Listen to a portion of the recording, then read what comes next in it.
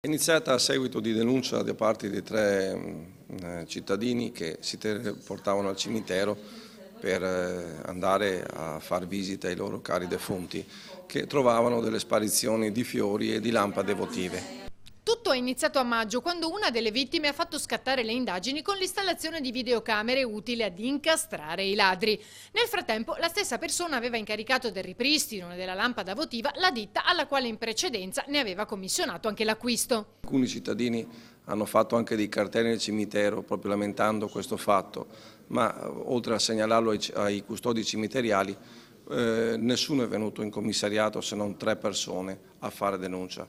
Qualche settimana dopo a chiamare la polizia è stato il responsabile del cimitero, informando di aver ricevuto una comunicazione scritta da parte dei titolari della ditta con cui gli stessi segnalavano che da un loculo situato a fianco a quello dove stavano lavorando era stata asportata la fiamma in vetro che l'abbelliva. In verità quella segnalazione si è poi rivelata pretestuosa, come permetterà di accertare l'esame delle riprese delle videocamere. Ad effettuare il furto segnalato erano proprio i 2 titolari della ditta. Alla luce dei filmati, dunque, gli agenti del commissariato li hanno convocati in questura, dove hanno confessato, sono stati denunciati. La polizia lancia un appello ai cittadini.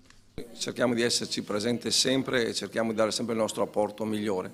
Al cittadino ci chiediamo di venire a segnalare, di venirci a dire quello che è successo e se ci sono altri episodi simili di venircelo a denunciare, proprio per cercare di essere il più completi possibile nella nostra attività di polizia.